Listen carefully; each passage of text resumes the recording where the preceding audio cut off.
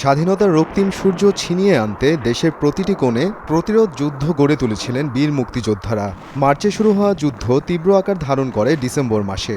একে একে হানাদার মুক্ত হতে শুরু করে বাংলাদেশের বিভিন্ন অঞ্চল। আজ জানব ৯ ডিসেম্বর স্বাধীন হয়েছিল কোন কোন এলাকা। ৯ ডিসেম্বর নেত্রকোনায় পাকিস্তানি হানাদারদের বিরুদ্ধে তীব্র আক্রমণ চালায় মুক্তিবাহিনী। নেত্রকোনার নাগরায় চতুর্মুখী হামলার শিকার হয় পাকিস্তানি হানাদার। প্রবল আক্রমণের মুখে পালিয়ে যেতে বাধ্য হয় তারা। যদিও এ যুদ্ধে শহীদ হন ৩ জন মুক্তিযোদ্ধা। অবশেষে নেত্রকোনায় উত্তোলিত হয় স্বাধীন বাংলাদেশের পতাকা। একই দিন প্রায় ১৫০ মুক্তিযোদ্ধার প্রবল আক্রমণের মুখে মুক্ত হয় শেরপুরের নকলা।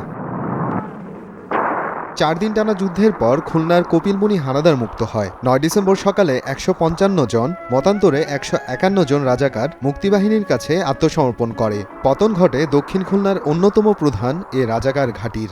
যদিও খুলনা জেলা স্বাধীন হয় আরও কয়েকদিন পর। পাবনার সাথিয়া ৯ ডিসেম্বরের নন্দরপুরের সংঘর্ষের পর মুক্ত হয়।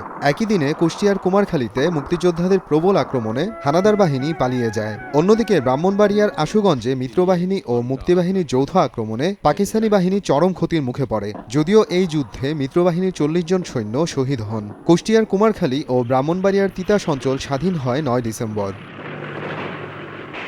ময়মনসিংহের ত্রিশালে মধ্যরাত থেকে হানাদার ও রাজাকারদের উপর মুক্তিযোদ্ধারা ভয়াবহ আক্রমণ চালায়। পরে ভোরে এ অঞ্চল স্বাধীন হয়। একই দিন জামালপুরে কাদের সিদ্দিকীর নেতৃত্বে ব্রহ্মপুত্র পার হয় মুক্তিযোদ্ধারা। অন্যদিকে মিত্রবাহিনী আকাশ থেকে বোমা হামলা চালায়। মুক্তিবাহিনী ও মিত্রবাহিনীর যৌথ অভিযানে শহরটির নিয়ন্ত্রণ নেওয়া সম্ভব হয়। পরদিন ১০ ডিসেম্বর জামালপুরকে হানাদার মুক্ত ঘোষণা করা হয়।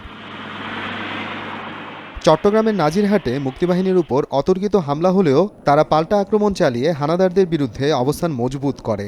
একই দিনে রংপুর ও দিনাজপুরে পাকিস্তানি বাহিনীর ঘাঁটিতে তীব্র আক্রমণ চালায় মুক্তিবাহিনী। চট্টগ্রামের হাটহাজারী ও কুমিল্লার দাউদকান্দি এদিনে স্বাধীন হয়। ১৯৭১ সালের মুক্তিযুদ্ধের প্রতিটি দিনই রক্তঝরা গৌরবের ইতিহাস। ৯ ডিসেম্বরের বিজয়গুলো ছিল যুদ্ধের চূড়ান্ত সাফল্যের দিকে আরও একটি পদক্ষেপ। ৩০ লাখ শহীদের জীবনের বিনিময়ে অবশেষে ১৬ ডিসেম্বর চূড়ান্ত বিজয় লাভ করে বাংলাদেশ। মোহাম্মদ আফরানুল ইসলাম, সময় সংবাদ।